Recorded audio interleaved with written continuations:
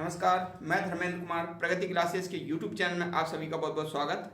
बात करेंगे वर्दी वाला टेस्ट सीरीज अग्निवीर परीक्षा 2026 और टेस्ट सीरीज क्रमांक 3। काफ़ी महत्वपूर्ण प्रश्न लिए गए हैं, देख लेते हैं। पहला प्रश्न, ढिंग एक्सप्रेस के नाम से किसे जानते हैं? तो ढिंग एक्सप्रेस के नाम से जानते हैं हिमा दास को। हिमा दास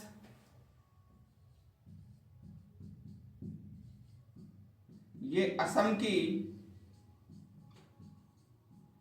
राज्य के ढिंग गांव की हैं और ये धाविका हैं। धाविका यानी कि दौड़ने वाली, इसलिए इनको ढिंग एक्सप्रेस के नाम से जाना जाता है। ठीक है, तो ये आप याद रख लेना। हिमा दास असम की हैं और ये धाविका हैं यानी कि दौड़ती हैं, इसलिए इनको ढिंग एक्सप्रेस के नाम से जाना जाता है। दूसरा प्रश्न देख लेते हैं, स्टैचू ऑफ यूनिटी क्या है? तो आप जानते हैं कि पूरे विश्व में सबसे बड़ी मूर्ति बनी हुई है जो कि सरदार पटेल की है।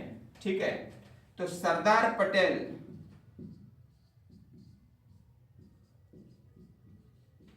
की मूर्ति, ठीक है, इसे स्टैचू ऑफ यूनिटी कहते हैं। सरदार पटेल की जो मूर्ति है उसे स्टैचू ऑफ यूनिटी कहा जाता है। तो ये जो मूर्ति है 31 अक्टूबर 2000 को अनावरण हुआ। ठीक है, गुजरात में है ये, गुजरात के नर्मदा जिले में है। नर्मदा जिले में है। साधु बेट टापू पर है। साधु बेट टापू पर ये बनी हुई है और ये 182 मीटर इसकी ऊंचाई है और लगभग 3000 करोड़ रुपया इसमें खर्च हो चुका है। 3000 करोड़ रुपया इसमें खर्च हो चुका है और राम सुतार ने इसको बनाया था। राम सुतार ने बनाया और कंपनी थी लार्सन एवं टुब्रो। ये कंपनी थी लार्सन और टुब्रो कंपनी थी जिसने इसे बनाया था। और ये जो मूर्ति है 6.5 रिक्टर पैमाना, ये जो है ना भूकंप झेल सकती है।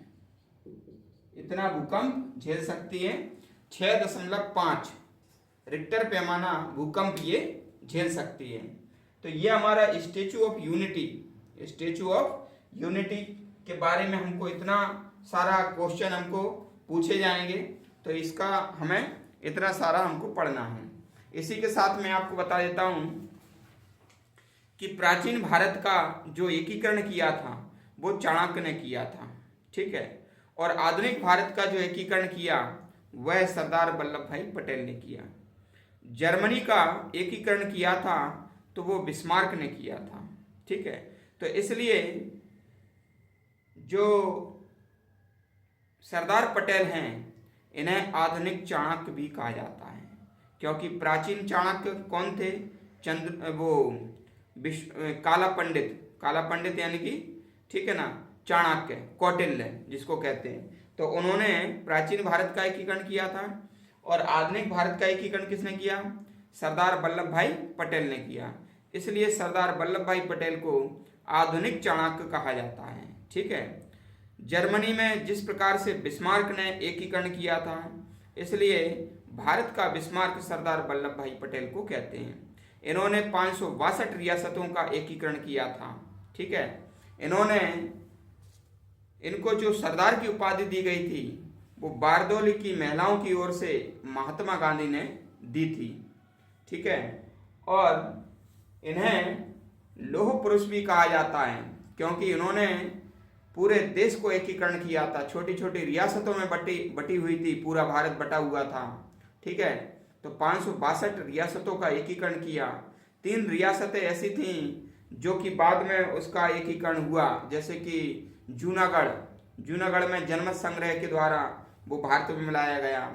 हैदराबाद रियासत जो कि सैनिक कार्रवाई के द्वारा भारत में मिलाया गया, जिसमें कि ऑपरेशन पोलो चलाया था। और अपना जो जम्मू कश्मीर विलय पत्र के द्वारा भारत में मिलाया गया। ठीक है, तो ये हमारा इतना जानकारी याद रख लेना। चलते हैं अगले प्रश्न पर।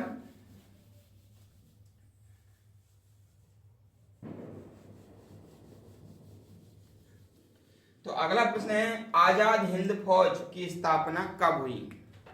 तो आजाद हिंद फौज की स्थापना 21 अक्टूबर 1943 को हुई। आजाद हिंद फौज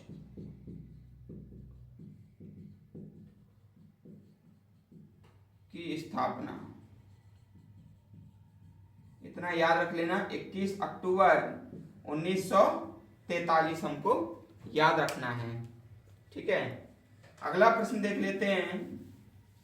अगला प्रश्न है, भारत का 25वां उच्च न्यायालय कौन सा है? तो भारत का जो 25वां उच्च न्यायालय है वह है अमरावती। ठीक है ना, अमरावती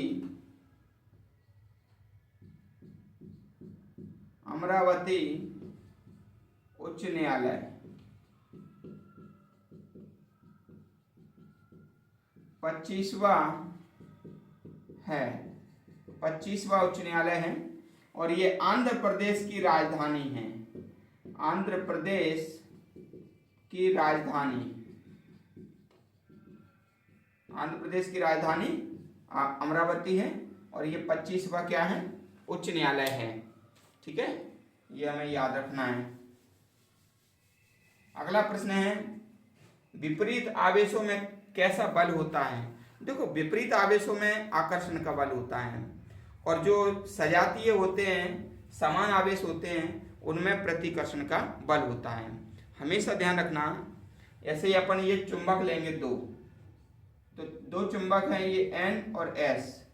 तो यहाँ पर भी एक चुंबक हमने ऐसी ले दी, यानी कि S और N। और यहाँ पर ये दूसरी चुंबक हमने ले दी, ये दूसरी वाली। और यहाँ पर हम ऐसा कर देते हैं S और N। ठीक है ना, NS। तो ये वाली जो चुंबक है, इसमें एक ध्रुव क्या है? N है, एक S है।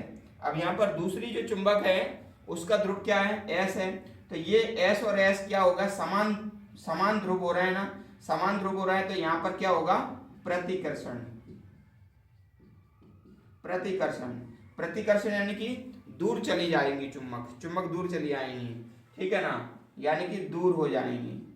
ठीक है, और यहाँ पर S है और यहाँ पर N है, तो दोनों विपरीत हैं। तो ये क्या हो जाएगा? यहाँ पर आकर्षण का बल होगा, यहाँ पर आकर्षण का बल लगेगा, आकर्षण बल होगा यहाँ पर, यानी कि पास में आ जाएंगी। ठीक है ना, कभी आपने बचपन में देखा होगा कि जब चुंबक अपन खेलते हैं, तो दोनों चुंबक जब ऐसे मिलाते हैं, तो कभी कभी ये होता है कि अपन पलट कर ऐसे मिलाते हैं, तो वो पास में नहीं आती, वो कितना भी अपन ताकत लगाएंगे वो जुड़ेंगी नहीं। क्यों? क्योंकि उस समय समान ध्रुव हो रहे हैं वो। और जैसे ही अपन एक चुंबक को पलट देंगे, तो क्या हो जाएगा? वो असमान ध्रुव हो जाएंगे और वह चिपक जाएगा भाई। ठीक है, इसी प्रकार से समान ध्रुवों में प्रतिकर्षण और असमान ध्रुवों में आकर्षण होता है। ठीक है, अगला प्रश्न देख लेते हैं।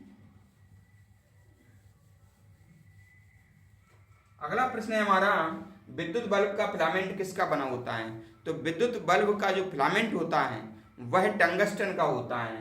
ठीक है ना, जो फिलामेंट होता है विद्युत बल्ब का फिलामेंट, वह टंगस्टन का होता है। टंगस्टन यानी कि W, टंगस्टन का होता है। ये बात याद रख लेना।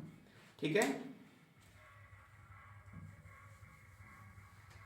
चौक द्वारा श्याम पट्ट पर लिखना किस गुण के कारण होता है? देखो, जैसे अभी ये चौक और श्याम पट्ट, चौक सफेद होती है, श्याम पट्ट काला होता है, यानी कि जो स्कूल में जो बोर्ड होता है ना, वो काला होता है। चौक पर अपन बोर्ड से लिख देते हैं तो वो किस कारण से लिख रहा है, वो लिख रहा है असंजक बल के कारण। जैसे कि ये सफेद है और ये मैं नीली स्याही से लिख रहा हूं तो ये अलग अलग हैं, यानी कि असंजक बल लगेगा, ठीक है ना। और ससंजक बल किस में लगता है, एक ही प्रकार के पदार्थ में लगता है। ये पदार्थ अलग है और ये पदार्थ अलग है तो कौन सा बल लगेगा, असंजक बल, ठीक है। तो असंजक बल के कारण, असंजक बल के कारण हम ये बोर्ड पर लिख पा रहे हैं और इसी प्रकार से चौक से श्याम पट्ट पर भी लिख पाते हैं, ठीक है।